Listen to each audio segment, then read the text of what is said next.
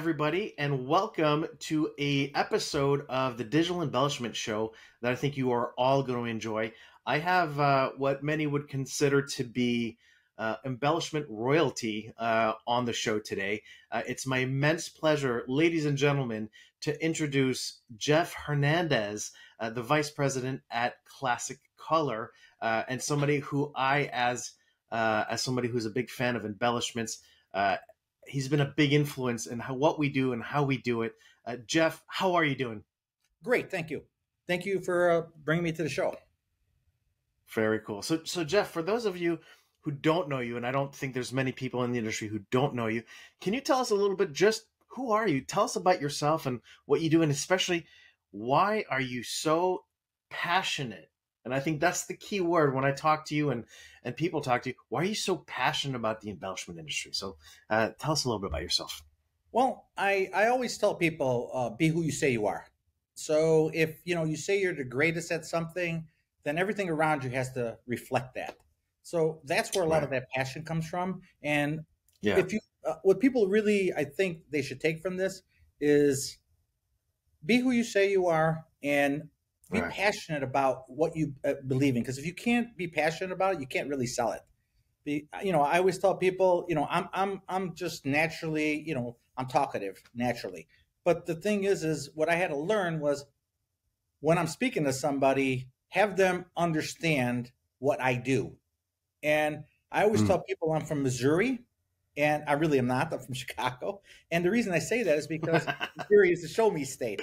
And I'm always trying to show people something cool. And I'm really, especially industry as a whole, I do a lot of work within the industry to try to help it, go forward. So, I'm always been a dreamer my whole life. I'm out there, everything's out there. There's no normacy to me. The people that work around me, they'll say, "Oh, Jeff, you push it too much." And the difference between good and great is that much. Just go that little extra mile, and then you produce greatness. And when people start to understand, that's right. They go. So I agree, and I almost feel like when talking to you, I could just imagine you in customer meetings. I think your enthusiasm and your passion rubs off on your clients, and I think you bring that level of enthusiasm that you talk about how cool. And let's be honest, like I've seen your work. You do the Sappy books. You do some of the best embellishment work I think on the planet, and you don't just do the work. You hype it and you talk about it, and you're so excited about the stuff that's coming off. Does that rub off on your clients when you're showing them stuff? Yes, and the reason is because my son and I brought my son to work with me 5 years ago, and he was a salesman, so he had been in the auto industry for a long time, and he was still a little bit shy, a little bit different than I am, and I began to really show him, all this cool stuff, and then when he sees it, he starts to get geeked up about it. So I says, just the way you get geeked up about it when you're talking to me about it, talk to the customer that way. And then stop trying to, most people go through procurement departments. They're great departments. They do their jobs, but their jobs are to save money. And, what I really feel my job is, I'm in a visual communications business. I'm like the Uber of printing. I'll take my customers where they want to go, not where I want to take them, where they want to go. So when I sit down with them, I begin to say, okay, what is it you're trying to do? Well, this is what we've been trying to do, and everybody's telling us we can't do it. I said, let's throw everything away. Let's start over. Take me into your land. Take me down where you want to be. And then I get down with the creative directors. We sit in the mud, and we sit there and hack ideas. And I don't care how insane they are. Okay, long as they have a budget for it, which is the first question I have for them. Hey, do we have a budget for this? And I said, a lot of people are startled when I ask for a budget, but I'm asking for a budget because I don't want to cut them short of anything. I want to give them the best of the money they're investing. So to get their return on investment, they get their return on investment. They look like the rock star. I get the job. I want to be the guy that's behind directing. That's all I want to do, and work with them to develop something that's really, really going to knock the socks off and get that meter to move. for return on investment. So how much, I mean, obviously it's very hard to track that data because a lot of the brands don't share that data. And I think a big conversation at the Print Embellishment Conference last week really revolved around, yes, embellishments are proven to increase response rates. David Hutchison was talking about how it increases shelf velocity, gets you from the bottom shelf to the middle shelf. Lots of people going into new product development will usually do a heavy use of foil and then redesign the box 3 or 4 years down the road to be able to be more economical, but they need that embellishment to establish the brand. But there's a lack of data because obviously the brands, I don't think it's in their best interest necessarily to share that, but it seems that a lot of the brands already know this. Can you talk to us about what effect in your experience with some of the greatest brands out there you've seen and why you're convinced that embellishments really do move the needle? Here's how I know that. It's not, I'm not guessing at this. Most of the clients that we deal with are agencies, large agencies, design firms, large B2Bs who are really trying to launch something, do something really cool, get impact at that level. So generally when they're coming to us, Right. they're coming to us for that result. So we don't measure it, they measure it. But the key to it is Right. to become an integral part of their team, like as if they were paying you, you're their employee. And they're paying you to integrate with them and come up with solutions that are going to really move the needle for them. If they get you involved at the end of the process, it's too late. It's like dressing the mannequin and trying to put a tight shirt on a big mannequin. You got to get in front of it and try to understand and ask the right questions of them. Okay, what are we trying to do here? What are we trying? And Right. be creative. Before you do any of this, we generally go through a sample thing. I sit down with samples, and they all say, Jeff, we saw a lot of printing stuff. I said, look, if I start showing you stuff and you've seen it already, just cut me right off. Give me 2 minutes and cut me right off. 1 hour into this, they're developing ideas on the fly. Oh, we like this, we like that. Oh my God, that is cool. We never even seen print like this. We never seen that you could do this. And we're always told. Wow. And the reason is they're told that is because it's happening a lot of times at the procurement level, and they're reeling the project in. But a lot of the projects we handle, the creatives really run the roost, and they really, because they have to deliver the impact. It's like a television commercial that just has to be successful. I always compare it to like the old Doritos Super Bowl commercials. Hilarious, funny, impactful. Get them noticed. But the difference between getting them noticed is I want to get the product to sell. And the way I can get it to sell is if I could get that visual impact for them to engage with it on the shelf, take it off the shelf, put it in their hands, and feel the tactility of it. And now they're going to the second level.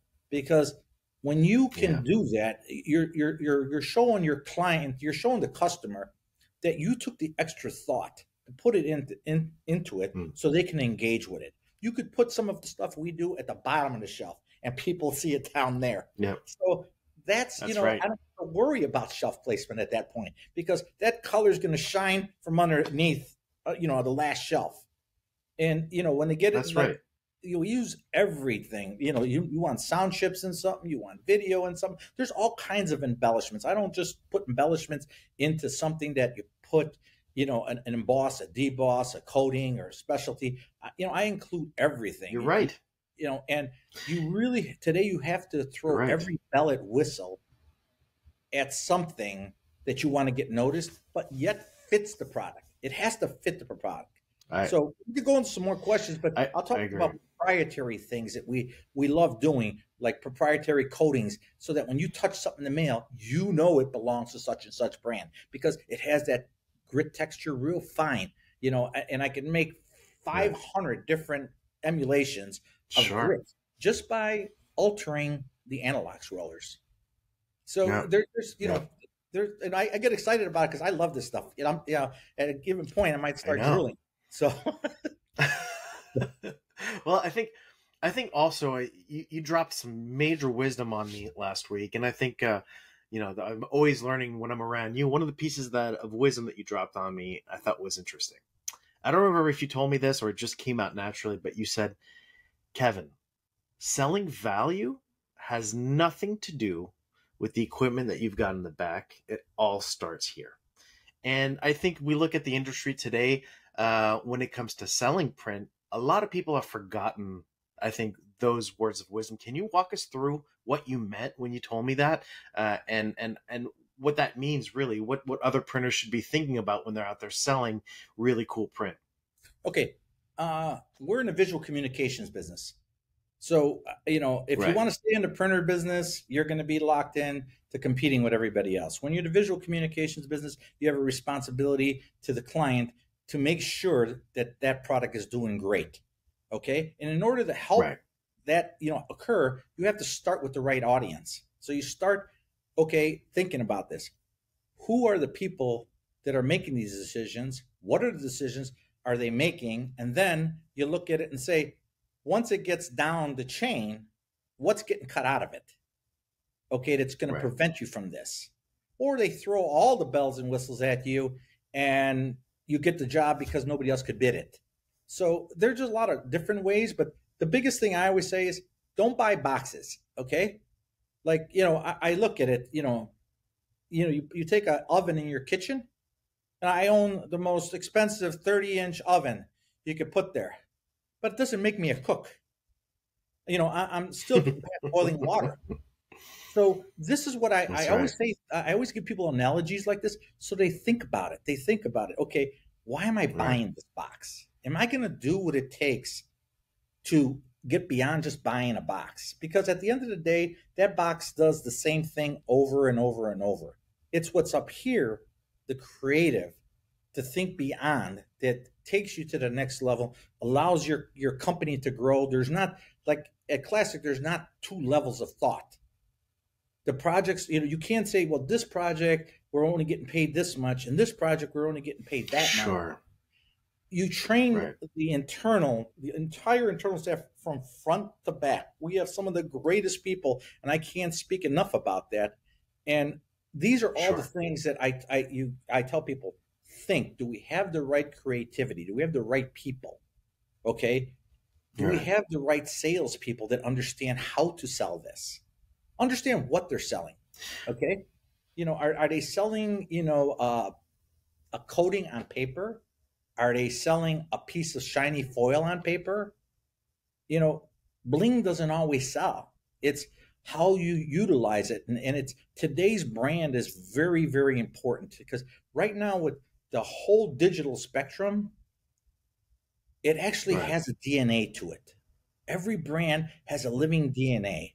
And when you get to understand that living DNA, you begin to say, okay, this doesn't fit this brand, or that doesn't fit this brand. Ooh, this really fits this brand. And then you get the engagement from the chief marketing officers, from the creator, the art directors. And when you're working with them, they're seeing the tools that they have. My tools are no different than the tools they use in their creative department. I'm just an extension of the tools. And that's why I love So it almost sounds like, you really. your Thanks, Jeff. I organization. appreciate that. What it's great is you're teaching the people, the creatives, because I can't do this by myself. Right. And the thing is, when you Right. teach We're creative aligned. what it's all about, how to utilize them, how to cut the mask for them, how to do things, and on the other side, you're teaching the printers, hey, look, you guys got to step it up. You got to go beyond this. Hey, we can't make it all about price. Here's the software that could do this, and you have all these little tools, and that's what really attracted me to you, because I said, here's someone that gets it. And there's very Right. few. I travel all over the place. If you talk to most coating companies, they all know me, and we've helped them Right. create coatings. We've helped them create I'm sure. technology. And the thing is, I'm sure. the hardest part is, I'll never forget, in 2000, we came up, 99, 2000, I had approached a coating company to make a coating Right. that Navistar wanted, that felt like Right. gritty dirt. And Really? the salesman came in and says, Jeff, my boss doesn't want to do this. He says, how is he going to make any money on this? I said, look, we use your product because it's premium. Okay.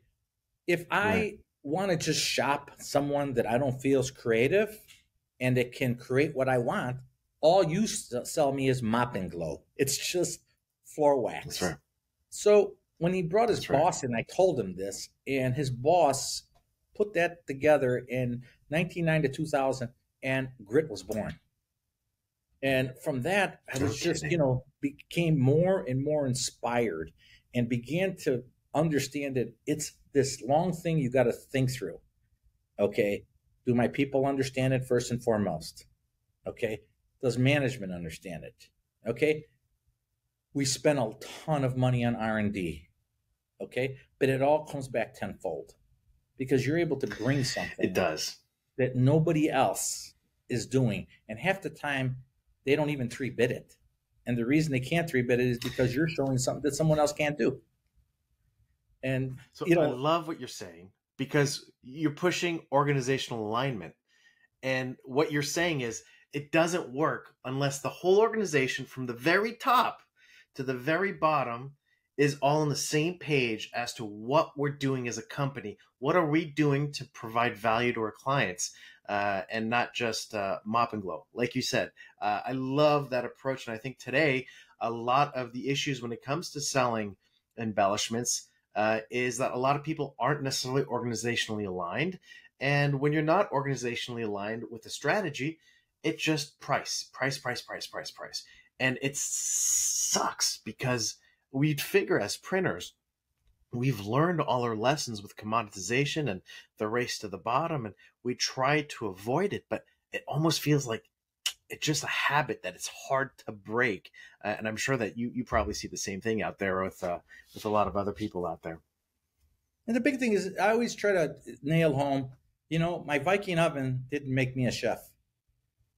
Right. Okay. That's right. You still have to hone the skills. You still have to get on that range, and you still have to put these things together and see if you could make the magic of it. It's the same thing in our business. The best, machine doesn't make you a success. It's really, I love that. It's the people behind it. My dad always told me that. And he always said, technology without strategy is garbage. And so if you don't have the right strategy behind the technology you invest in, then what's the point? So a lot of that strategy comes down to the people and teaching the people the right way to do it so that you're maximizing the profits and not kneecapping the whole industry. And I think that's a key point to what we're trying to do both at Classic Color and at Tactiful, is educating that market to kind of prop it up and keep it successful and profitable. Tell me something, Jeff. You are somebody who really has his ear to the ground. I have a question for you. You see all these new developments that's going on. What's like the coolest new embellishment thing, whether it's a smell or a functional or an electronic or IoT? What are you seeing that's getting you excited? What are you excited about that's coming out soon? Well, I think it's very hard to excite me because I've done a lot of the coatings, right. Like we put out a piece that there's 30 coatings in a box, 32 coatings in a box. I see all these machines coming out. I'm excited with them. I am excited with a lot of the polymer coating machines, but it's the utilization of them. It's the, sure. It's something that really would excite me is the inline process that goes on in our industry. The more you get inline, right, the more it becomes more cost effective. It becomes not so much just from the cost of it's total throughput. How fast can we get it done? After all, we're competing with the internet. Yeah. Okay. So now, how do I produce something now? Okay. So any form of innovation and automation, I'm all in for that. Okay. I'm not the bell and whistle guy because I've done a lot of the bell and whistles. I could do them, but the thing is making them simpler, making them more advanced. I sit down with the press manufacturers and I tell them what I want. And they say, well, Jeff, you need to order a custom press just for you because the rest of the market doesn't think the way you think. You're thinking That's right. so far out of the box that it's not practical. Inline rotary die Sure. cutting, inline, rotary foiling. I know there's foiling out there, there's co-foiling out there, there's hot foiling out there. There's all these technologies, and they've been around for years. They really have been around for years. But I need to really, really say, is this going to bring a value that all my competitors are doing the same with it, or is it going to make us Right. unique? So anything that Right. that is customizable, anything that a configuration that can make us somewhat unique is what Classic's looking for. They're looking for something that I love we it. have control over it. We buy the front end to Right. it. We'll alter it. We'll do different things, even though they say it's going to void the warranty. We still That's awesome. do it. And then once they see it, then they begin to say, oh, wow, we should start putting this in there. It does make sense to do this. So I think That's the excellent. digital is probably the most fascinating to me, is how far it's come. There's a lot of competition in it, and they all do certain things better than each other. And a lot of it we got to take out of the manufacturing buzz. And I'm not saying that, I know we have an audience of manufacturers. I agree. But I agree with what you're saying. Yeah. we need people like you out there that are going to go out there and help these people who bought these boxes, because Right. a lot of them are wondering, after, what are we going to do? How are we going to utilize this box? And that's why I love Sappy. And this is not a plug, commercial for them. Oh, actually, that was my next question that I had written down. They helped us grow. And the reason they helped us grow is because they gave us here, you do it in the first standard 3. Here, we're just going to give you the design. You do whatever you want with it. Embellish it however you want with it. And what better client could you have than that? And then working. Somebody who trusts you completely and And that's the way brands have to be. If you're not in that room, if you're not functional in that room, then you don't belong in that room. If you're not a functional person in that creativity, then you don't belong in that room.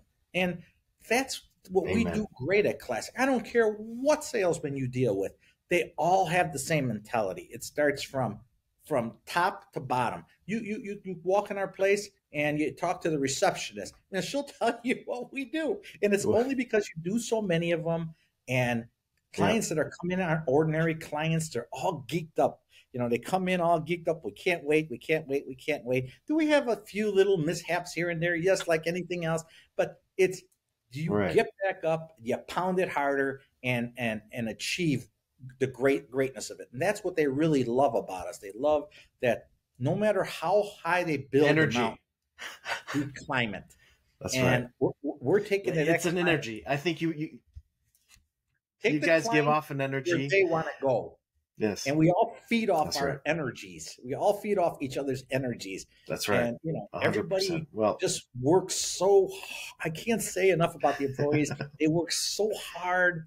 You can't even get upset at them when they do something wrong, because they try so damn hard, and they feel bad themselves. So we learn from things and say, okay, what do we learn from this? And in order to be great, you got to fall. You got to fall down on your knees, but you got to get back up. And you're going to take a lot of blows. All these pieces that we do for the industry, a lot of printers, when I first started doing them, they wouldn't welcome them. They would say, my salesman can't sell this stuff. My salesman can't sell this stuff. Now, with all this embellishment stuff coming out, everybody wants to sell. Everybody wants to put it in. But remember, it's not the Viking oven. It's do you have the right person? And if you don't, then hire somebody like yourself. Hire somebody who's seen, who have more experience, because you've been in many shops and in many environments, and you get to see all everything that gets done and how it gets done. Okay, so you could advise them, you could help them. And this isn't a plug for you. This is the only reason I agreed to do Well, I the was going show. to say thank you for the shameless plug. How much do I owe you? I like you. I'll get you. I'll take care of you.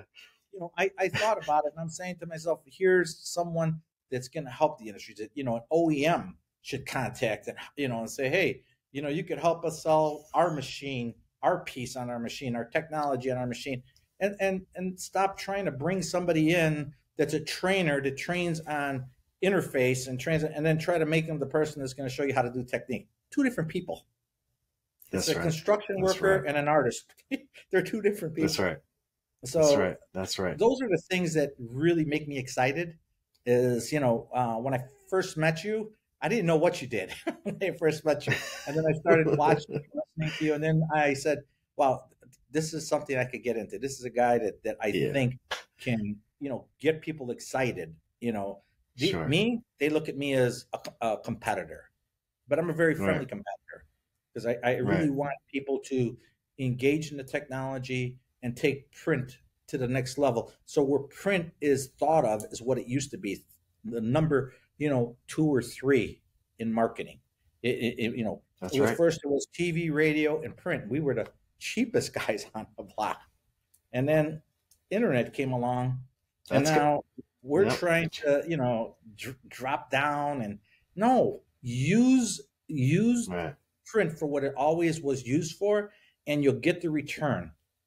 Okay, try to compete on a level that they perceive as free.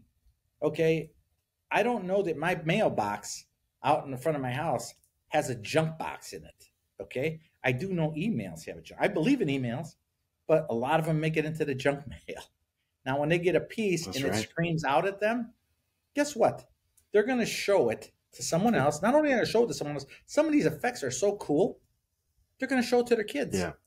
They're going to say, hey, check this out. Yeah. It's worth it, right? It's worth spending the money, because even though it's going to be X% increase in your unit cost, it's going to increase so many different parts, from your sales to how fast you're selling to how much you could price your products for. You know, there's a whole study on premiumization that came out recently, that if you touch something, a product, you could sell it just by touching it.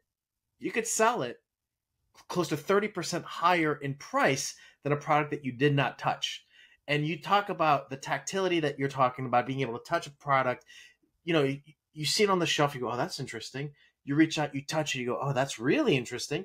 Not only do you have a 60% higher chance of buying it, but you're willing to pay 30% higher just because you touched it in your hands.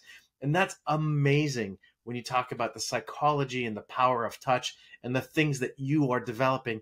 And speaking of the things that you're developing, the SAPI 7 just dropped, or is about to drop? It's dropping. It's starting to drop. And it's starting to drop.